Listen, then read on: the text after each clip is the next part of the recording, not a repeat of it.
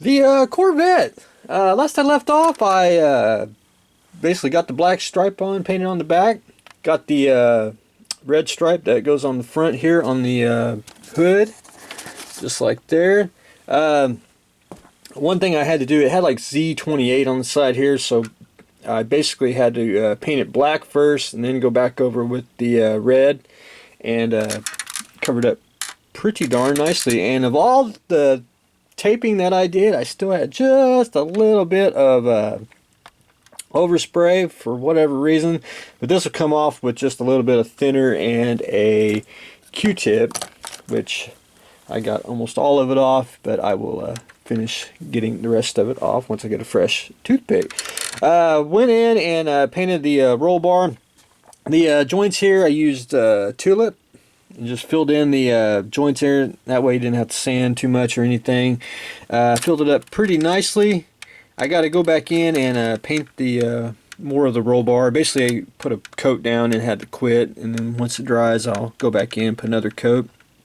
So that's on the to-do list. There was a scratch here on the hood. I did put a little bit of black paint on there just to cover it up, and then I'll shoot everything with Future, which will bring out the shine of it, and you won't be able to see it. Did get the tires, got the red trim painted off of it, and just did flat black. Makes it look nicer, and makes it look like the real vehicle. I started painting the exhaust here, that if you can see it on the side. I basically got one coat on there, just a very light coat, and this is a chrome piece. If I could have took it off and primered it, I could probably get one coat on there, but since it's not, and I just washed it with soap and water, let it dry, and then put a base coat on, and then a couple more coats, and I'll have it painted on both sides. And really getting close to decal phase, but there's a red stripe that goes back here, and I am going to probably use a pin stripe that you can buy. I want to go see if the hobby store has it, and then I'll just use that and then put a couple coats of Future on it, and it should be real fine and should stay down. All right, I have to do that. This is how I do my updates.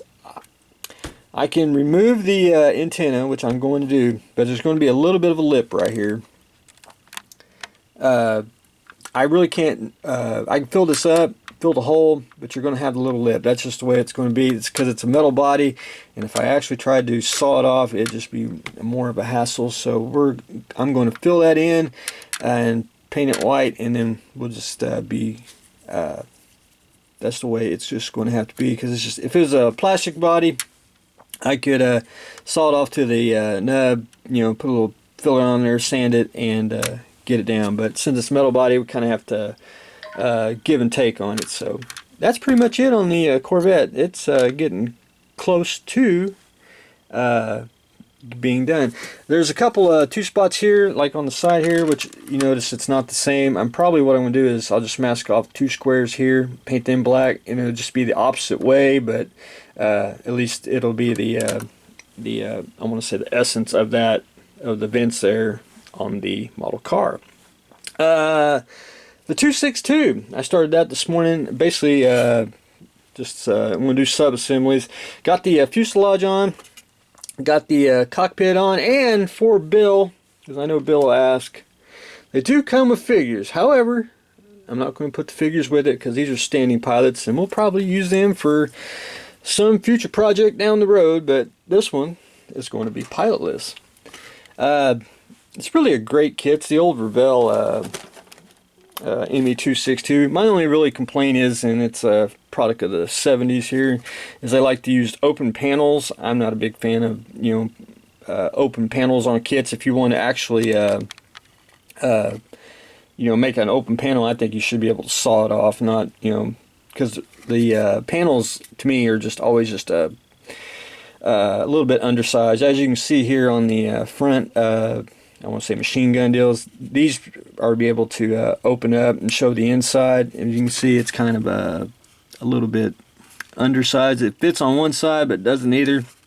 So what I'm going to do is Again, with the aid of tulip here, I'll put a little bead of tulip and then smooth that out, and then a couple coats of primer, and it should be a-okay. But anyway, I got to put a couple more beads of glue on the inside here, just on the seams, get that good and sturdy, and then I'll be able to sand the fuselage and then continue on with the sub-assemblies.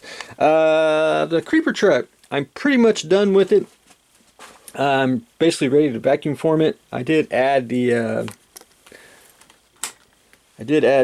front end of the windshield there, which I'll be able to cut them out and then put clear acetate behind it to make the windshield. But I went ahead and foam filled everything. Just makes it good and sturdy. I gotta saw it off a little bit more, just make it flush. That way everything won't fall apart when you vacuum form it, and I should be ready to go on it. So I'm basically going to have to take like a couple days and just do a bunch of vacuum forming and get a bunch of stuff accomplished. But that should be able to rock and roll on it. But I did finish sanding, got everything cut down. I added some styrene strip on the side here. If you notice, it's on the side of the bed here. And just a little more, I got to do a little scrubbing on the back, but I should be ready to vacuum form, make a couple kits out of that, and we'll be ready to rock and roll and ready to build it. The Corvette here, this is actually from Death Race 2000, which is a classic show. The Corvette that Frankenstein used is it's called a Shala Vette, and there is only one kit, and it's by Monogram, and it's 1/16 scale if you can ever find it. It's about a $100 kit if you can ever see it, but it's one of them rarity kits. Anyway, no one can do it, you know, in 16th scale, but if you do it in 24 scale, you could take a 70s Vette, which you can pretty much make a Shala Vette out of, and that's what I did. I took a 75, 76 Corvette here. I cut it down to the Shala Vette, which is basically a dune buggy. Cut the sides.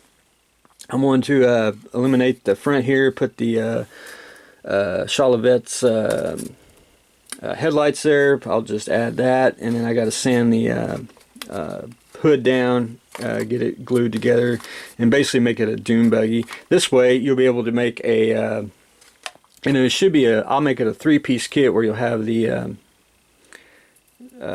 little ridge that goes right here. You'll be able to take any Corvette kit for the chassis and seats and the wheels, and you'll be able to make Mr. Frankenstein's Shala Vette. But anyway, that's a little work in progress while I have things dry.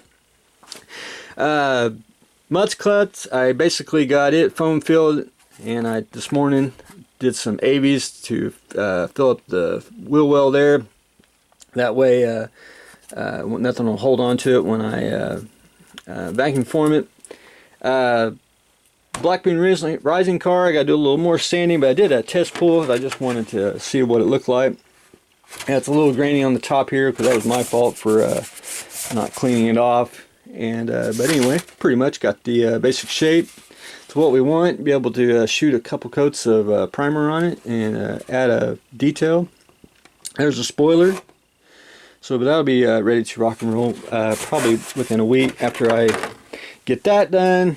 And vacuum form, I'm just going to do probably a vacuum form session, just do a bunch of stuff all at one whack. It'll just be easier on me. But anyway, that's what I got going on today. I should have a shed update because it's like 75 degrees at the end of January in Oklahoma, which is just absolutely insane. So we'll do a little shed update because it'll be nice and warm outside. But I got the vehicles going, starting the ME262, the Corvette, and we're getting down to the decal stage, which I'll probably show everyone my game plan on that probably tomorrow. But anyway, that's what I got going on today, so stay tuned for the next exciting episode.